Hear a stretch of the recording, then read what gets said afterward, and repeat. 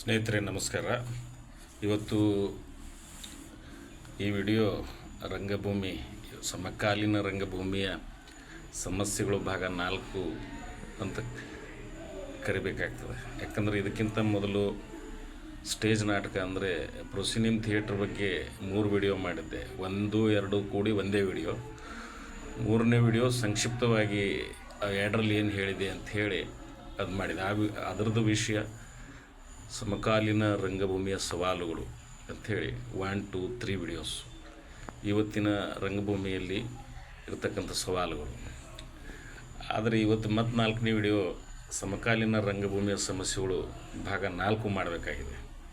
ಯಾಕಂದರೆ ಮೊದಲು 3 videos stage ನಾಟಕ ಪ್ರೊಸಿನಿಯಂ ನಾಟಕಕ್ಕೆ ಸಂಬಂಧಪಟ್ಟ ಕೆಲಸ ಮಾಡ್ತಾ ಇರತಕ್ಕಂಥ ಆ ಪರಿಸರದಲ್ಲಿರ್ತಕ್ಕಂಥ ಸಮಸ್ಯೆಗಳ ಬಗ್ಗೆ ಮಾಡಿತ್ತು. ಇವತ್ತು ಬೀದಿ ನಾಟಕಗಳಲ್ಲಿ ಕೂಡ ನಾನು ನಮ್ಮಂಥ ಹಲವಾರು ಸ್ನೇಹಿತರು ಕೆಲಸ ಮಾಡ್ತಾಯಿದ್ದಾರೆ. ಸೊ ಅವರೆಲ್ಲರಿಗೂ ಸುಮ್ಮನೆ ಇವತ್ತಿನ ಸಮಕಾಲೀನ ಬೀದಿ ರಂಗಭೂಮಿಯ ಸವಾಲುಗಳು ಏನಿದೆ ಅನ್ನೋದನ್ನು ಪರಿಚಯ ಮಾಡಿಕೊಡೋಣ. ಸ್ಟೇಜ್ ನಾಟಕದಲ್ಲಿ ಅಲ್ಲಿ ಒಂದು ಸ್ಟಡೀಸು, ಅಲ್ಲೊಂದು ಪರಂಪರೆ, ಅಲ್ಲೊಂದಿಷ್ಟು ಸೀನಿಯರ್ಸು, ವರ್ಕ್ ಹಿಸ್ಟ್ರಿ ಎಲ್ಲ ಇದೆ. ಬೀದಿ ನಾಟಕಕ್ಕೂ ಅದೇ ಥರದ್ದಿದೆ. ಅದ್ರ ಬಗ್ಗೆ ಡೀಟೇಲ್ ಆಗಿ ವಿಡಿಯೋಸ್ ಇದೆ, ನೋಡ್ಕೋಬೋದು. ಇವತ್ತಿನ ಈ ಸಮಕಾಲೀನ ರಂಗಭೂಮಿಯ ಸಮಸ್ಯೆಗಳು ಭಾಗ 4 ವಿಶೇಷವಾಗಿ ಬೀದಿ ರಂಗಭೂಮಿಯ ಇವತ್ತಿನ ಕರ್ನಾಟಕ ಮತ್ತು ಭಾರತದ ಕಲಾವಿದರು ಮತ್ತು ಆ ಒಂದು ಬೀದಿ ರಂಗಭೂಮಿ ಎದುರಿಸ್ತಕ್ಕಂಥ ಸವಾಲುಗಳ ಬಗ್ಗೆ ಏನು ಸಮಸ್ಯೆ ಆಗ್ತಾಯಿದೆ, ಸ್ಟೇಜ್ ನಾಟಕದಲ್ಲಿ ಏನಾಗಬೇಕಿತ್ತು, ಏನಾಗಿದೆ ಅಲ್ಲಿ ನಾವು ನೋಡಿದ್ದೇವೆ. ಬೀದಿ ರಂಗಭೂಮಿಯಲ್ಲಿ ಏನಾಗಿದೆ, ಬೀದಿ ರಂಗಭೂಮಿಯಲ್ಲಿ ಏನಾಗಿಲ್ಲ. ನಮ್ಮ ಆಳುವರು ಏನು ಬಯಸಿ ಬೀದಿ ರಂಗಭೂಮಿಯನ್ನು ಮಾಡಬೇಕು ಅಂತ ಅಂದ್ಕೊಂಡಿದ್ರು ಅದನ್ನು ಮಾಡಿದ್ದಾರೆ. ಅದರಲ್ಲಿ ಅವರು ಯಶಸ್ವಿಯಾಗಿದ್ದಾರೆ ಅಂತ ಹೇಳ್ಬೋದು. ಈ ಬೀದಿ ರಂಗಭೂಮಿಯ ಸ್ವಲ್ಪ ಹಿನ್ನೆಲೆಗೆ ಹೋದರೆ, ಬೀದಿ ನಾಟಕದ ಸ್ವಾತಂತ್ರ್ಯ ಪೂರ್ವದಲ್ಲಿ ಇಪ್ಟಾ ಅನ್ನೋ ಒಂದು ಸಂಘಟನೆ ಬೀದಿ ನಾಟಕಗಳನ್ನು ಮಾಡ್ತಾಯಿತ್ತು. ಅದಾದ ಮೇಲೆ 70-80ರ ದಶಕದಲ್ಲಿ ದೆಹಲಿಯಲ್ಲಿ ಸಪ್ತರ್ ಹಾಶ್ಮಿ ಅವರು ಬೀದಿ ನಾಟಕಗಳನ್ನು ಜನನಾಟ್ಯ ಮಂಚ ಅನ್ನೋ ತಂಡದಿಂದ ಮಾಡ್ತಾಯಿದ್ರು. ಆಮೇಲೆ ಆಂಧ್ರದಲ್ಲಿ ವರವರರಾವ್ ಗದ್ದರ್ ಅವರು ತಮ್ಮ ಹಾಡುಗಳು ಮತ್ತು ಬೀದಿ ನಾಟಕಗಳನ್ನು ಅವರು ಕೂಡ ಮಾಡ್ತಾಯಿದ್ರು. ಅದೇ ರೀತಿ ಭಾರತದ ಬೇರೆ ಬೇರೆ ಕಡೆ ಈ ವಿಶೇಷವಾಗಿ ಎಡಪಂಥೀಯ ಸಂಘಟನೆಗಳು ಬೀದಿ ನಾಟಕಗಳನ್ನು ಮಾಡ್ತಾಯಿತ್ತು. ಸೊ 70-80ರ ದಶಕದಲ್ಲಿ ದೆಹಲಿಯಲ್ಲಿ ಬೀದಿ ನಾಟಕಗಳ ಒಂದು ದೊಡ್ಡ ಸಿಂಹ ಸ್ವಪ್ನ, ಭ್ರಷ್ಟಾಚಾರ ಮಾಡುವವರಿಗೆ ಒಂದು ಸಿಂಹ ಸ್ವಪ್ನವಾಗಿದ್ದ ಸಪ್ತರ್ ಹಾಶ್ಮಿಯವ್ರ ಜನನಾಟ್ಯ ಟೀಮು ತುಂಬ ಚೆನ್ನಾಗಿ ಕೆಲಸ ಮಾಡ್ತಾಯಿತ್ತು. ಅವರು ಮೂಲದಲ್ಲಿ ಇಂಗ್ಲೀಷ್ ಮೇಷ್ಟ್ರು ಆಗಿದ್ದರು. ಆಮೇಲೆ ಹಲವಾರು ನಾಟಕಗಳನ್ನು, ಹಾಡುಗಳನ್ನು ಸ್ವಂತ ಬರೆದು ಅವರು ಪ್ರದರ್ಶನ ತಂಡದಿಂದ ಮಾಡಿಸ್ತಾಯಿದ್ರು. ಆವಾಗ ಮಷೀನ್ ಅನ್ನುವ ನಾಟಕ ಈ 45 ವರ್ಷಗಳ ಮೊದಲು, ಇವತ್ತಿನ ಯಾಂತ್ರೀಕರಣ ಏನು ಡಿಜಿಟಲ್ ಆಗಿದೆ, ಆವಾಗ ಇನ್ನೂ ಪ್ರಾರಂಭದಲ್ಲಿ ಮೆಕ್ಯಾನಿಕಲ್ ಆಗಿತ್ತು. ಅದೇನು ಅಂಥ ಟೈಮಲ್ಲೇ ಮಷೀನಿಂದ ಆಗುವ ಸಮಸ್ಯೆಗಳ ಬಗ್ಗೆ ನಾಟಕ 45 ವರ್ಷದ ಮೊದಲೇ ಬರೆದು ಮಾಡಿದರು. ಅದಾದಮೇಲೆ ಅವರು ಒಂದು ಪಕ್ಷಕ್ಕೆ ಸೇರಿಕೊಂಡು ಒಂದು ಪಕ್ಷದ ಅಭ್ಯರ್ಥಿ ಪರ ಬೀದಿ ನಾಟಕ ನಡೀತಿರುವಾಗ ಇನ್ನೊಂದು ಪ್ರಬಲ ಒಂದು ಲೀಡಿಂಗ್ ಪಕ್ಷದ ಅಭ್ಯರ್ಥಿ ಬಂದು ಸುಮ್ಮನೆ ವಿನಾಕಾರಣ ದಾರಿ ನನಗೆ ಬಿಡ್ರಿ ಅಂತೇಳಿ ಜಗಳ ಮಾಡಿ ಅವ್ರ ಮೇಲೆ ಹಲ್ಲೆ ಆಗಿ ಅವರು ತೀರ್ಕೊಂಡ್ರು. ಅದಾದಮೇಲೆ ಆ ಘಟನೆ ಆಯಿತು. ಆಮೇಲೆ ಸರ್ಕಾರ, ಕಾಂಗ್ರೆಸ್ ಸರ್ಕಾರ ಇತ್ತು. ಅದು ಗಲಾಟೆ ಮಾಡಿದ ವ್ಯಕ್ತಿನೂ ಕಾಂಗ್ರೆಸ್ ಶಾಸಕರೇ ಆಗಿದ್ದರು. ಆವಾಗ ಸರ್ಕಾರಕ್ಕೆ ಒಂದು ದೊಡ್ಡ ಸಮಸ್ಯೆ ಆಯಿತು. ಈ ಬೀದಿ ನಾಟಕ ಅನ್ನೋ ಒಂದು ಹೊಸ ಕಲಾ ಪ್ರಕಾರ, ಈಗ ಸ್ಟೇಜ್ ನಾಟಕದಲ್ಲಿ ಆದರೆ ಲಕ್ಷಗಟ್ಟಲೆ ಖರ್ಚು ಬೇಕು, ತಿಂಗಳುಗಟ್ಟಲೆ ರಿಹರ್ಸಲ್ ಮಾಡಬೇಕು, ಕಾಸ್ಟ್ಯೂಮು, ಸೆಟ್ಟು, ಲೈಟಿಂಗು, ಸ್ಟೇಜು, ನೋಡೋಕ್ಕೆ ಬರೋ ಜನರಿಗೆ ಕುರ್ಚಿ, ಅದು ಇದು ಆಸನ ವ್ಯವಸ್ಥೆ ತುಂಬ ಇದೆ. ಅದಕ್ಕೆ ವಿಲಾಸಿ ರಂಗಭೂಮಿ ಅಂತಲೂ ಕೂಡ ಶ್ರೀರಂಗರು ಕರೀತಾರೆ. ಯಾವುದಕ್ಕೆ ಸ್ಟೇಜ್ ನಾಟಕಕ್ಕೆ. ಈ ಫುಲ್ ಟೈಮ್ ಆಗಿ ಅವರು ಕಂಪ್ನಿ ನಾಟಕದವ್ರು ಗುಬ್ಬಿ ವೀರಣ್ಣ ಥರದ್ದು ಈಗ ಕೆಲವೊಂದು ಕಂಪ್ನಿಗಳು, ಮೊದಲು ಕಂಪ್ನಿಗಳು ಅವರು ಫುಲ್ ಟೈಮರ್ಸು. ಆದರೆ ಅಮೆಚೂರು, ಹವ್ಯಾಸಿಗಳು ಅಂತೇನಿದ್ರು ಅವರು ಎಲ್ಲೋ ಆಫೀಸರು, ವಕೀಲರು, ಡಾಕ್ಟ್ರು ಒಂದು ಸಂಘ ಮಾಡಿಕೊಂಡು ಒಂದು ನಾಟಕ ಮಾಡೋಣ ಅಂಥೇಳಿ ಅವ್ರಿಗೆ ಇಷ್ಟದ ಒಂದು ನಾಟಕ ತೊಗೊಂಡು ಅವರೇ ಬರ್ಕೊಂಡು ಮಾಡೋದು ಹವ್ಯಾಸಿ ನಾಟಕ. ಆಮೇಲೆ ಪಾರಂಪರಿಕವಾಗಿ ಬಂದ ನಾಟಕಗಳು ಆ ಥರದ್ದು ಟ್ರೆಡಿಷ್ನಲ್ ಆಗಿರೋದು. ಬಟ್ ಬೀದಿ ನಾಟಕ ತುಂಬ ಪೊಲಿಟಿಕಲ್ಲಾಗಿ, ಅದಕ್ಕೆ ನಾವು ಬೇಕಾದ್ರೆ ಪಶ್ಚಿಮದಲ್ಲಿ ನೋಡೋದ್ರೆ ಬರ್ಟೋಲ್ಟ್ ಬ್ರೆಕ್ಟ್ ಒಂದು ಏನು ಪೊಲಿಟಿಕಲ್ ಥಿಯೇಟ್ರ್ ಅಂತ ಅಂದರೆ ಒಂದು ರಾಜಕೀಯ ರಂಗಭೂಮಿ, ಅಂದರೆ ಸುಮ್ಮನೆ ನಾಟಕಗಳು ಮಾಡೋದು, ಜನರ ಮನೋರಂಜನೆ ಮಾಡೋದು, ಅದಕ್ಕೆಲ್ಲ ಬೇರೆ ಅದರದ್ದೇ ಆದ ಇದಿದೆ, ಅದು ಬೇರೆ ವಿಷಯ. ಪೊಲಿಟಿಕಲ್ ಆಗಿ ಇವತ್ತಿನ ಸಮಸ್ಯೆಗಳಿಗೆ ಸ್ಪಂದಿಸಬೇಕಾಗಿರ್ತಕ್ಕಂಥ ನಾಟಕಗಳನ್ನು ಮಾಡೋದು ಅಂತ ವಿಷಯ ಬಂದಾಗ ಬ್ರೆಕ್ಟು, ಜರ್ಮನಿಯ ಬ್ರೆಕ್ಟು, ಯಾವ ಹಿಟ್ಲರ್ ಟೈಮಲ್ಲಿ ಅವರು ಒಂದು ಕೆಲಸ ಮಾಡ್ತಾಯಿದ್ರು. ಸೊ ಹಿಟ್ಲರ್ ಸರ್ಕಾರದಿಂದ ಅವ್ರ ಮೇಲೆ ಸ್ವಲ್ಪ ವಿಚಾರಣೆ ಕೂಡ ಆಯಿತು. ಅದಾದಮೇಲೆ ಸಪ್ತರ ಹಾಶ್ಮಿ ಘಟನೆ ಆಯಿತು. ಆಂಧ್ರದಲ್ಲಿ ಕೂಡ ಕೆಲವೊಂದು ಸೌಂಡ್ ಬರ್ತಾಯಿತ್ತು. ಸಪ್ತರ ಹಾಶ್ಮಿ ಘಟನೆ ಆದಮೇಲೆ ಸರ್ಕಾರಕ್ಕೆ ದೊಡ್ಡ ಕೆಟ್ಟ ಹೆಸರು ಬಂತು, ಕಲಾವಿದರಿಗೆ ಹಿಂಗಾಯಿತು ಅಂತೇಳಿ. ಅದಾದಮೇಲೆ ಅದು ಸ್ವಲ್ಪ ಮ್ಯಾಟರ್ ಸೈಲೆಂಟ್ ಆಯಿತು. ಬಟ್ ಸರ್ಕಾರ ಏನು ಮಾಡಿತು, ಈ ಬೀದಿ ನಾಟಕಗಳ ಒಂದು ಟ್ರೆಂಡ್ಗಳು, ಈ ಹೋರಾಟ ಈ ಮಾಡ್ತಕ್ಕಂಥ ಎಡಪಂಥಿ ಸಂಘಟನೆಗಳಲ್ಲಿ ಭಾಷಣ ಅದು ಇದು ಮಾಡೋದು ಇತ್ತು. ಅದು ಸ್ವಲ್ಪ ಪ್ರಭಾವ ಕಡಿಮೆ ಇತ್ತು. ಈಗ ಹೆಂಗೆ ಡಿಜಿಟಲ್ ಮೀಡಿಯಾದ್ದು ಪ್ರಭಾವ ಇದೆ, ಆವಾಗ ಭಾಷಣಗಳಿಂದ ಸ್ವಲ್ಪ ಜನ ಸ್ವಲ್ಪ ಬೋರ್ ಆಗಿತ್ತು. ಆಮೇಲೆ ಬೀದಿ ನಾಟಕಕ್ಕೆ ಅವರೇ ಆ ಸಂಘಟನೆಯಲ್ಲಿರೋ ಎಲ್ಲ ವರ್ಕರ್ಸೇ ಬೀದಿ ನಾಟಕಗಳನ್ನು ಮಾಡಿ ಅವ್ರು ಕಮ್ಯುನಿಕೇಟ್ ಮಾಡೋಕ್ಕೆ ಪ್ರಾರಂಭ ಮಾಡಿದರು. ಸ್ವಲ್ಪ ಹೆಚ್ಚಾಯಿತು. ಆ ಘಟನೆ ಆದಮೇಲೆ ಮತ್ತೆ ಅದಕ್ಕೆ ಬಲ ಬಂತು ಬೀದಿ ನಾಟಕಕ್ಕೆ. ಸೊ ಅದು ಹೋರಾಟ, ಪ್ರಶ್ನೆ ಕೇಳೋದು, ಈ ಥರದ್ದೇ ಆಗ್ತಾಯಿತ್ತು. ಆಮೇಲೆ ಅವರು ಸರ್ಕಾರದವ್ರಿಗೆ ಗೊತ್ತಾಯಿತು, ಇದು ಈ ಬೀದಿ ನಾಟಕಕ್ಕೆ ಏನಾದರೂ ಮಾಡಿ ನಾವು ಸೈಲೆಂಟ್ ಮಾಡಬೇಕು ಅನ್ನೋ ಆಲೋಚನೆ ಸರ್ಕಾರದವ್ರಿಗೆ ಬಂತು. ಅವರು ಬೀದಿ ನಾಟಕದಿಂದ ಕೆಟ್ಟ ಹೆಸರು ಕೂಡ ತಗೊಂಡು ಆಗಿತ್ತು. ಅದಕ್ಕೆ ಅವರು ಇನ್ನೊಂದು ಒಂದು ಹೊಸ ಆಲೋಚನೆ ಮಾಡಿ ಬೀದಿ ನಾಟಕದ ಹಲ್ಲನ್ನೇ ಕಿತ್ತಾಕಿದರು. ಏನಂದರೆ ಸರ್ಕಾರಿ ಯೋಜನೆಗಳಿಗೆ ಒಂದು ಜಾಗೃತಿ ಮೂಡಿಸ್ತಕ್ಕಂಥ ಕೆಲಸಗಳಿಗೆ ಬೀದಿ ನಾಟಕ ಒಂದು ಟೂಲಾಗಿ ಬಳಸಿ ಅಂಥೇಳಿ ಸರ್ಕಾರ ಏನೇನು ಯೋಜನೆ ಹಾಕ್ಕೊಳ್ತಿತ್ತು ಅದಕ್ಕೆ ಪ್ರಚಾರ ಮತ್ತು ಕೊಡಲಿಕ್ಕೆ, ಜಾಗೃತಿ ಮೂಡಿಸ್ಲಿಕ್ಕೆ ಫುಲ್ ಹಣವನ್ನು ಇಟ್ಟು ಸರ್ಕಾರಗಳಿಗೆ ಆರ್ಡರ್ ಮಾಡ್ತು. ಆವಾಗ ಸ್ಟಾರ್ಟ್ ಆಯಿತು. ಸೊ ಹೋರಾಟದಲ್ಲಿ ಬೀದಿ ನಾಟಕದ ಕಲಾವಿದರು ಅವ್ರು ಮಾಡ್ಕೊಂಡೇ ಇದ್ದರು. ಹೊಸ ಹೊಸ ಬೇರೆ ಬೇರೆ ಇತರ ಕಲಾವಿದರು, ಜನಪದ ಕಲಾ ಪ್ರಕಾರಗಳಿಗೂ ಅವ್ರು ಅವಕಾಶ ಕೊಟ್ಟರು. ಹಿಂದೆ ಸಾಂಗ್ ಆ್ಯಂಡ್ ಡ್ರಾಮಾ ಎಲ್ಲ ನಾವು ನೋಡಿದ್ವಿ. ಸರ್ಕಾರದ ಯೋಜನೆಗಳನ್ನು ಹಾಡಿ ಹೊಗಳ್ತಕ್ಕಂಥ ಕೆಲಸವನ್ನು ಬೀದಿ ನಾಟಕದ ಮೂಲಕ ಮಾಡಬೇಕು. ಅದಕ್ಕೆ ನಮ್ಮದೇ ಕಲಾವಿದರು ಬರ್ತಾಯಿದ್ರು, ನಮ್ಮದೇ ನಾಟಕಕಾರರು ಹಾಡು ನಾಟಕ ಬರ್ಕೊಡ್ತಾಯಿದ್ರು. ಈಗಲೂ ಅದೇ ನಡೀತಾ ಇದೆ. ನಾವೆಲ್ಲ ಹಿಂಗೆ ಮಾಡ್ತಾ ಇರೋ ಕೆಲಸ ಆವಾಗ ಅವ್ರು ಸಂಕಲ್ಪ ಮಾಡಿ ಏನು ಕೆಲಸ ಮಾಡಿಸ್ಬೇಕು ಇವರಿಂದ ಅಂತ ಇತ್ತು. ಅದನ್ನೇ ಇವತ್ತು ನಾವು ಮಾಡ್ತಾಯಿದ್ದೀವಿ. ಆ ಥರದ್ದು ಸಪ್ತರಾಶ್ಮಿ ಥರದ್ದು ಹೋರಾಟದ ನಾಟಕಗಳು ಈಗ ಇದ್ದಾವೆ, ಭಾಳ ಕಡಿಮೆ. ಸೊ ಅವರು ಇದರಿಂದ ಏನಾಯಿತು ಅಂದರೆ ಆ ಇಡೀ ಬೀದಿ ನಾಟಕ ಅನ್ನೋ ಕಲಾ ಪ್ರಕಾರನೇ ಅವ್ರು ಭ್ರಷ್ಟ ಮಾಡಾಕಿದ್ರು. ಅಂದರೆ ಪ್ರಶ್ನೆ ಕೇಳುವ ಒಂದು ಹೋರಾಟದ ಒಂದು ಇದು ಏನಿತ್ತು ಅದನ್ನು ಬಿಟ್ಟು ಬರೀ ಸರ್ಕಾರಿ ಪ್ರಚಾರಕ್ಕಾಗಿ ಒಂದು ಯೂಸ್ ಮಾಡಿಕೊಂಡ್ರು ಪ್ರಾರಂಭದಲ್ಲಿ. ಈಗ ಆಮೇಲೆ ಯೋಜನೆಗಳು ಬಂದಾಗ ಸಾಂಗ್ ಆ್ಯಂಡ್ ಡ್ರಾಮಾ ಆಗ್ಬೋದು, ಮತ್ತು ಈ ನಮ್ಮ ವಾರ್ತಾ ಇಲಾಖೆ, ಇವತ್ತು ಏನು ನಮ್ಮ ಸರ್ಕಾರಿ ಇಲಾಖೆಯಲ್ಲಿ ನಾವು ಕೆಲಸ ಮಾಡ್ತಾಯಿದ್ದೀವಿ, ಈಗಂತೂ ಭಾಳ ಕಡಿಮೆ ಆಗಿದೆ. ಮೊದಲೆಲ್ಲ ಭರದಿಂದ ಪ್ರಚಾರ ಮಾಡಿಸಿದ್ದೆ ಅವರೇ. ಅಂದರೆ ಆ ಕೆಲಸ ಬಿಟ್ಟು ಈ ಕೆಲಸ, ಪ್ರಚಾರದ ಕೆಲಸಕ್ಕೆ, ಹೋರಾಟದ ಕೆಲಸ ಬಿಟ್ಟು ಪ್ರಚಾರ ಕೆಲಸಕ್ಕೆ ಇವರು ಬರಬೇಕು ಅಂತ ಆ ಉದ್ದೇಶ ಇತ್ತು. ಅದರಲ್ಲಿ ಯಶಸ್ವಿ ಆದರು ಅವರು. ನಮ್ಮೆಲ್ಲ ಕಲಾವಿದರು, ಈಗ ಏನು ಹಿರಿಯ ಕಲಾವಿದರು ಇದ್ದಾರೆ ಅವ್ರಿಗೆ ಗೊತ್ತಿದೆ, ಅದು ಹೊಸಬರಿಗೆ ಅದೆಲ್ಲ ಗೊತ್ತಿಲ್ಲ. ಅದಾದಮೇಲೆ ಹೊಸವರು ಬಂದು ಆ ಹೋರಾಟದ ರಂಗಭೂಮಿ ನೋಡಲಿಲ್ಲ. ಅವ್ರ ಆಫೀಸಿಂದ ಬರೋದು, ಆ ಯೋಜನೆ ಪ್ರಚಾರ, ಹಾಡು ಇದು ಟ್ರೈನಿಂಗ್ ತೊಗೊಳ್ಳೋದು, ಕಲಿಯೋದು, ಮಾಡೋದು, ಇದೇ ಆಯಿತು. ಇದಾದಮೇಲೆ ಅದ್ರ ಮೇಲೆ ಡಿಪೆಂಡ್ ಆಗಿಬಿಟ್ಟು ಅವ್ರು ಕೊಡೋ ಹಣ ಏನು, ಅವ್ರು ಕೊಟ್ಟಾಗ ಮಾಡೋದು, ಇಲ್ಲಾಂದ್ರೆ ಇಲ್ಲ. ಆಮೇಲೆ ಹಣ ಜೀವನಕ್ಕೆ ಕಡಿಮೆ ಆದಾಗ, ಫುಲ್ ಟೈಮ್ ಆದಾಗ ಕೆಲಸ ಫುಲ್ ಇರೋಲ್ಲ, ಅವಾಗ ಕಾಂಪಿಟೇಷನ್ ಆಗೇ ಆಗ್ತದೆ. ಈಗ ಸ್ವಲ್ಪ ದಿನಗಳಿಂದ ನಾವು ರಾಜ್ಯ ಒಕ್ಕೂಟ, ನಮ್ಮ ಬೀದಿ ನಾಟಕ ಒಕ್ಕೂಟದಲ್ಲಿ ನಡೆಯುವ ವಿದ್ಯಮಾನಗಳನ್ನ ನೋಡಿದರೆ ಈಗ ನಮ್ಗೆ ಅದೇ ಒಂದು ನೆನಪು ಬರ್ತಾಯಿದೆ.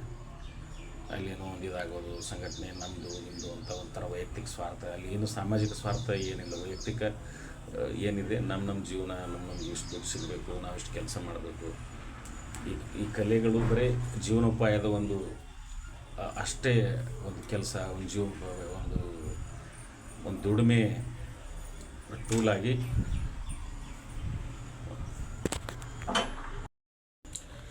ಒಟ್ಟಿನಲ್ಲಿ ಆಳುವವ್ರದ್ದೇನೋ ಒಂದು ಉದ್ದೇಶ ಇತ್ತು. ಇವ್ರನ್ನ ಹಲ್ಲಿಲ್ಲದ ಹಾವು ಥರ ಮಾಡಬೇಕು ಅಂತ ಅವ್ರ ಉದ್ದೇಶ ಇತ್ತು. ಅದಾಯಿತು. ಬೀದಿ ನಾಟಕ ಒಂದು ಹೋರಾಟಕ್ಕಾಗಿ ಬಳಕೆ ಆಗ್ತಾ ಇದ್ದದ್ದು ಇವತ್ತು ಪ್ರಚಾರಕ್ಕಾಗಿ ಬಳಕೆ ಆಗ್ತಾಯಿದೆ. ಹೌದು, ಇವತ್ತು ನಾವೆಲ್ಲ ಅದು ಪ್ರಚಾರ ಜಾಗೃತಿ ಮಾಡಿ ಸ್ವಲ್ಪ ದುಡ್ಡು ಸಂಪಾದನೆ ಮಾಡ್ತಾಯಿದ್ದೀವಿ, ಅದು ಸತ್ಯ. ಅದರಲ್ಲೇನೂ ಇದಿಲ್ಲ. ಮೊದಲು ಹೋರಾಟ ಮಾಡ್ತಾ ಇದ್ದವರು ಕೂಡ ಅವ್ರಿಗೂ ಜೀವನ ಇತ್ತು, ಹೆಂಡತಿ ಮಕ್ಕಳಿದ್ದರು, ಅವ್ರಿಗೂ ಖರ್ಚಿತ್ತು. ಅವ್ರು ಹೆಂಗೆ ಜೀವನ ಮಾಡ್ತಾಯಿದ್ರು? ಬಹುಶಃ ನಾವು ಇವರು ಸರ್ಕಾರದವ್ರ ಕಡೆಯಿಂದ ಏನು ಬೇರೆಯವ್ರ ಕಡೆಯಿಂದ ಪೇಮೆಂಟ್ ತೊಗೊಳ್ತೀವಿ, ಅದೇ ಥರ ಅವರು ಬೇಕಾದ್ರೆ ದೇಣಿಗೆನೋ ಕಾಂಟ್ರಿಬ್ಯೂಷನ್ನು ಏನೋ ಸ್ವಲ್ಪ ಹೆಂಗೆ ಹೋರಾಟಗಾರರು ಹೆಂಗೆ ದುಡ್ಡು ಸಂಗ್ರಹ ಮಾಡಿ ಕೆಲಸಗಳನ್ನು ಇವತ್ತು ಮಾಡ್ತಾರೆ, ಅದೇ ಈ ಹೋರಾಟದ ಬೀದಿ ನಾಟಕದವರು ಆವಾಗ ಮಾಡ್ತಾಯಿದ್ರು. ಅವ್ರಿಗೂ ಸರಿಯಾಗಿ ಊಟ ಮಾಡ್ತಾಯಿದ್ರು, ಬಟ್ಟೆ ಹಾಕ್ತಾಯಿದ್ರು, ರೋಟಿ ಕಪಡ ಮಕಾನ್ ಎಲ್ಲ ಇತ್ತು. ಆದರೆ ಒಬ್ಬ ಸರಳ ಜೀವಿಗೆ, ಒಬ್ಬ ನ್ಯಾಯವಾದ ಮನುಷ್ಯ ನ್ಯಾಯವಾಗಿ ಬದುಕಲಿಕ್ಕೆ ಏನೇನು ಬೇಕೋ ಎಲ್ಲ ಅವ್ರಿಗೆ ಸಿಗ್ತಾಯಿತ್ತು.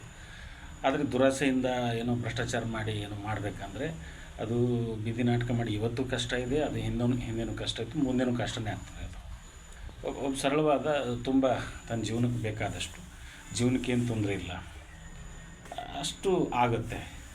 ಅದು ಇವತ್ತು ಆಗ್ತಾಯಿದೆ, ಅದು ನಿನ್ನೆನೂ ಆಗ್ತಾಯಿತ್ತು, ನಾಳೆನೂ ಆಗ್ತದೆ. ಬಟ್ ಏನೋ ಭ್ರಷ್ಟಾಚಾರ ಮಾಡಬೇಕು ಅಂದಾಗ ಸ್ವಲ್ಪ ಕಷ್ಟ ಆಗ್ತದೆ.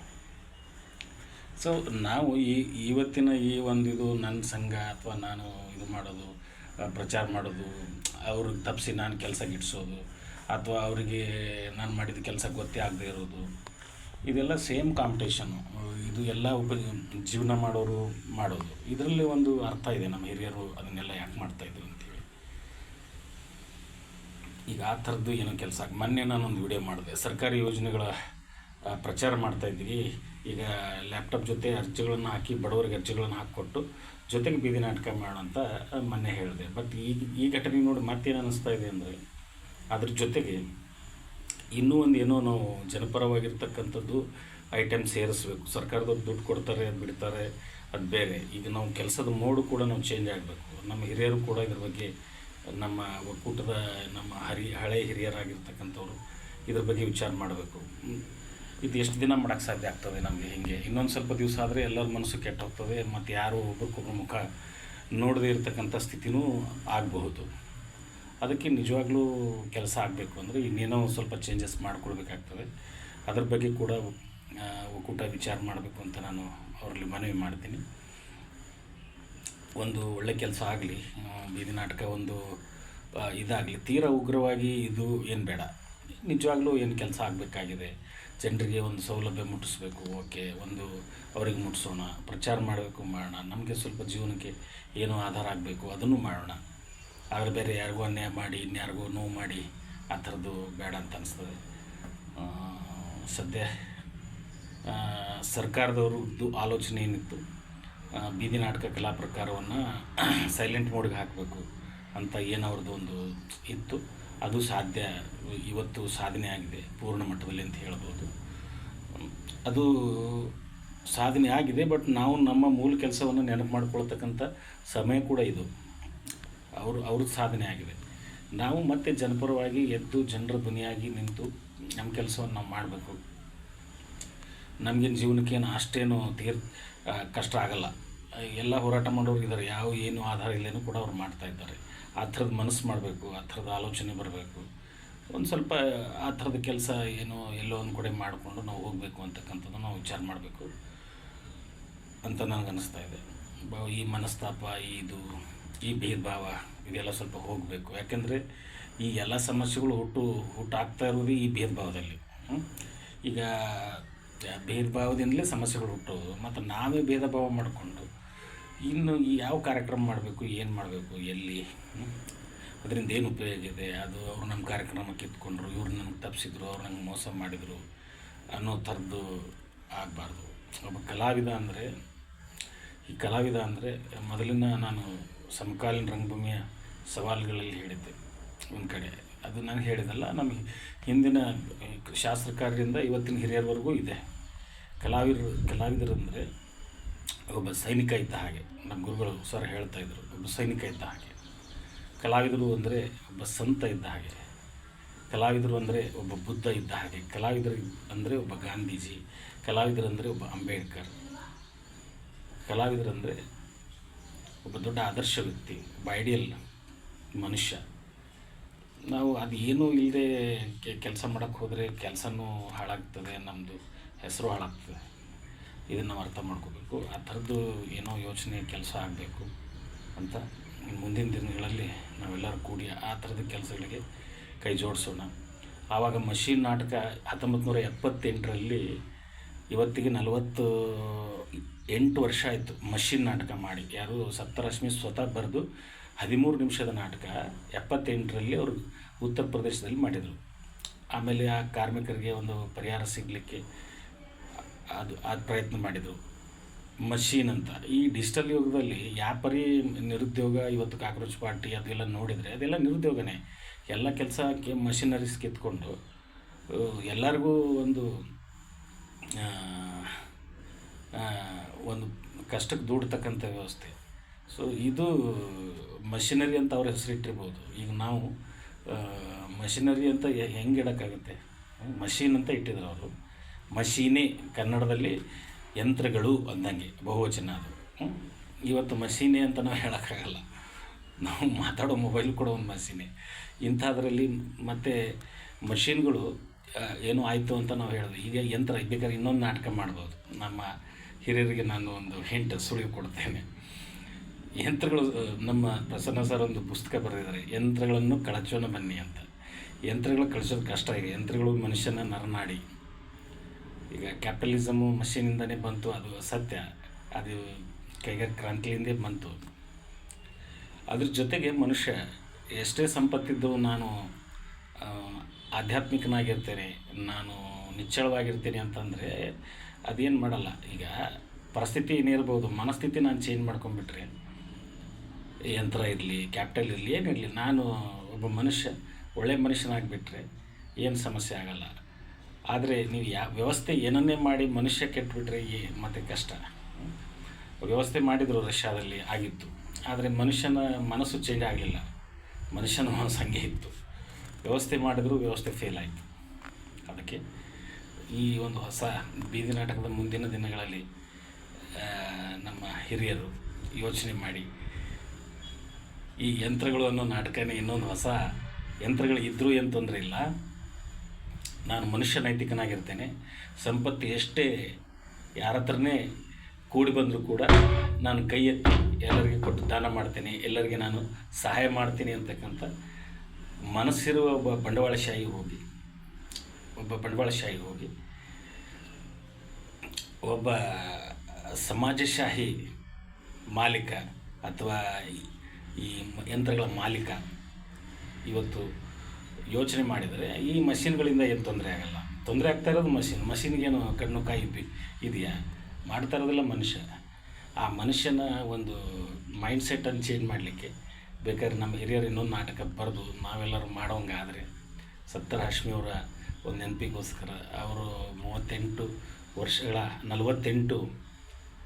ವರ್ಷಗಳ ಒಂದು ನೆನಪಿಗಾಗಿ ನಾವೆಲ್ಲ ರಾಜ್ಯ ಮಟ್ಟದಲ್ಲಿ ಮಾಡೋದಾದರೆ, ಆ ನಾಟಕನೂ ಕೂಡ ನಾನು ಹಾಕಿದೆ, ಅದು ಎಲ್ಲೋ ಮಿಸ್ ಆಯಿತು. ಇನ್ನೊಂದು ಸಾರಿ ಹಾಕ್ತೇನೆ, ಎಲ್ಲರೂ ನೋಡಿ. ನಮ್ಮ ಹಿರಿಯರದ್ರ ಮೇಲೆ ಹಾಡು ನಾಟಕ ಬರೆದು ಕೊಡ್ರಿ, ನಾವೆಲ್ಲ ಮಾಡೋಣ ಅಂತ ಹೇಳಿ ವಿನಂತಿಯನ್ನು ಮಾಡಿ ಈ ವಿಡಿಯೋವನ್ನು ಮುಗಿಸ್ತಾ ಇದ್ದೀನಿ. ಈಗ ನಾವೆಲ್ಲರೂ ಒಂದು ವಾರದಿಂದ ತುಂಬ ನೋವಿನ ಮೂಡಲ್ಲಿದ್ದೀವಿ. ಮೊನ್ನೆ ಮೀಟಿಂಗ್ ಆದಮೇಲೆ ಆ ನೋವು ಹೋಗಬೇಕು ಅಂದರೆ ಮತ್ತೆ ನಾವು ಏನಾದರೂ ಹೊಸ ಆಲೋಚನೆ ಮಾಡಿ ಹೊಸ ಶಕ್ತಿಯನ್ನು ಪಡ್ಕೊಂಡು ನಮ್ಮ ಕೆಲಸ ಮಾಡಬೇಕು. ಇಲ್ಲಾಂದರೆ ಸುಮ್ಮನೆ ಒಂಥರ ನರ್ವಸ್ ಆಗೋ ಥರದ್ದಾಗ್ತದೆ. ಇಷ್ಟು ಹೇಳಬೇಕಂತ ಅನ್ನಿಸ್ತು. ಇಷ್ಟು ಹೇಳಿ ನನ್ನ ಮಾತುಗಳನ್ನು ವಿರಾಮ ಮಾಡ್ತಾಯಿದ್ದೀನಿ. ನಿಮ್ಮ ಅಭಿಪ್ರಾಯನೂ ಕೂಡ ಶೇರ್ ಮಾಡಿರಿ, ಕಮೆಂಟ್ ಮಾಡಿರಿ ಅಂತ ಹೇಳಿ ತಮ್ಮಲ್ಲಿ ವಿನಂತಿ ಮಾಡ್ತೀನಿ. ನಮಸ್ಕಾರ.